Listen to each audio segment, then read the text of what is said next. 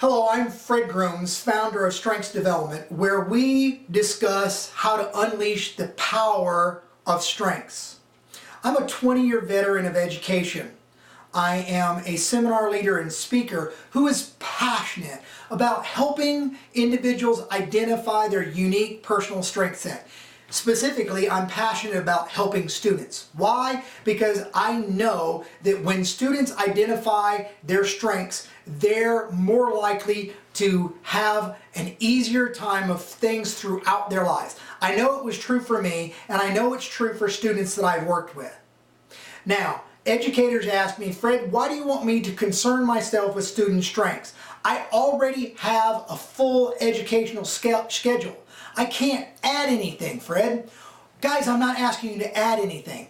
As a matter of fact, I'm only asking you to pay attention to what is currently happening within your students right now, and that is their own unique personal strength set. Not only students, but your faculty and staff as well. They all have unique strength sets. The thing is that we know that when students identify with their strengths, that they're more likely to be engaged in school. And engagement in school has a myriad of benefits that as educators we want to tap into. Strengths just works, folks. And when students can identify their strengths, they're 84% more likely to be engaged in schools. Now, exactly what is engagement? Engagement is activities and conditions that create and generate a high level of learning. So students who are engaged in school increase their academic performance. They increase their student leadership involvement as well as, their community involvement. They also, when they're engaged, decrease student disciplinary issues. There are less student problems when students know how to focus in on their strengths because they're more engaged in school. And most importantly, engagement in school helps students increase graduation rates. They go up. Now, I want to do anything that's going to help students be more engaged in school and increase graduation rates. Here's a great book by Gary Gordon called Building Engaged Schools. I highly recommend any educator pick this up and learn some more details about what it means to be engaged in school. Now, the thing is about school engagement that we need to know is that 76% of students who are in elementary school report being engaged in school. Unfortunately, elementary school is the highest level of engagement. Then we have middle school and then high school. And as we go through our years in school, school engagement, folks, plummets down to 44% of surveyed students report being engaged in schools. That means that they're not increasing their academic performance. They're not involved in student leadership. They have increased disciplinary problems and graduation rates go down. And we're going to talk about some of these issues in more details as we continue this series in understanding how to employ student strengths.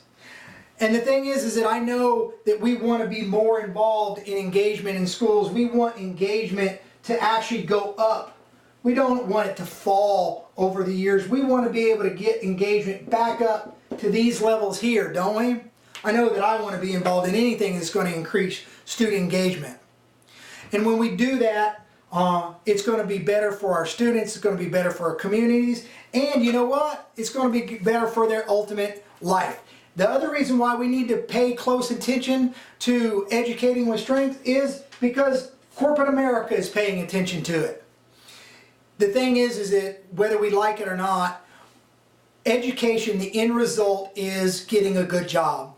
We tell students all the time, you have to stay in school and graduate. If you don't, you're never going to be able to get a good job.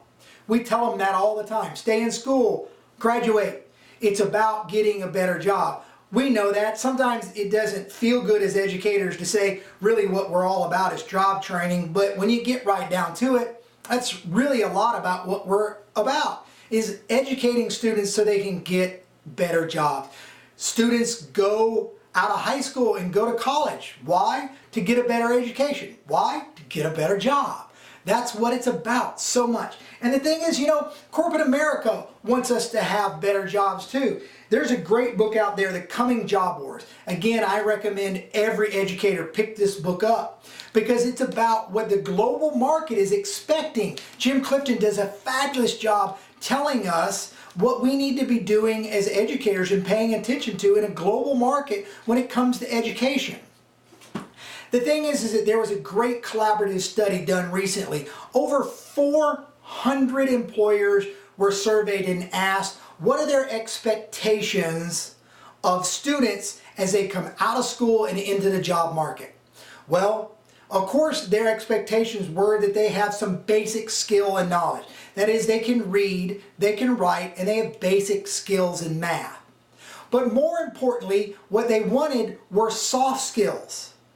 They wanted us as educators to help students develop those soft skills. Now, soft skills are problem solving, oral communication, teamwork, leadership. They want students to come out who have a greater sense of well-being. Now, one of the things about a greater sense of well-being, of course, is being able to identify their strengths. And here's one. It's also about being healthy. They want people to be healthy when they get to the workforce. Why? Because health costs are skyrocketing, and so much of corporate America is going to bear the burden of those costs. So they want us as educators to help educate students about their own overall personal well-being. They want students who are self-disciplined and creative. There was a time where corporate America wanted students who came out of college and high school who were 6 feet wide in broad knowledge and 2 feet deep in specific knowledge. They were going to teach the student what they wanted them to know. But now that's changed.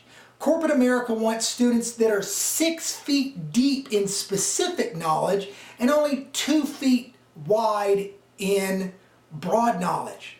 That's a dramatic change.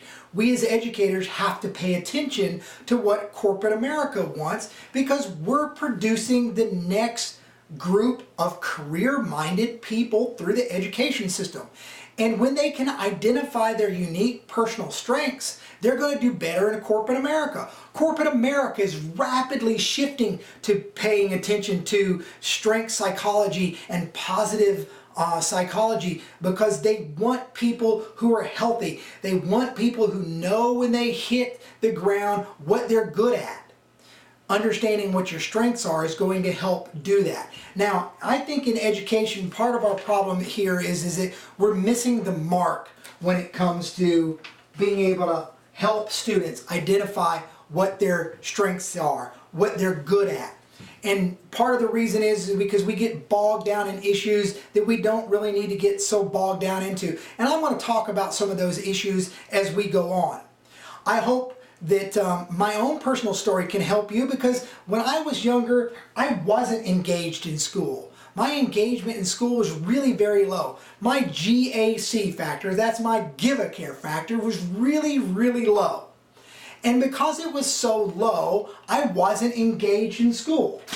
I'm gonna move my little mark over here off my whiteboard. I know some of you are whiteboard haters, but don't be a whiteboard hater. It's, sometimes the simplest things in education, those tools are the best. I've actually had this board since I was in college, but I digress, and I don't mean to do that. Sorry about that. Maybe I'll have to edit that part out, but the point here is that I wasn't engaged when I was in school. I was part of that low percentage because I was a dyslexic. School was hard for me. I had to work really hard at school, so I wasn't particularly engaged. It wasn't until high school where my GAC factor got important enough to me where I knew I had to do something or my future wasn't particularly bright.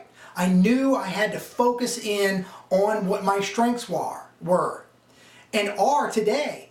And when I did that, I started to do better, especially once I got into college. Now, mind you, I had to talk my way into college. If you want to hear that story, you can go to my website at fredgrooms.com. I actually tell that story.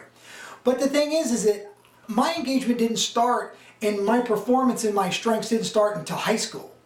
And once I got into college, I really honed in and knew what I was good at.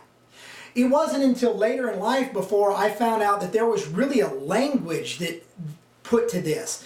And you know, there's a number of different assessments out there, and again, we'll talk about that later, that help you identify what those strengths are.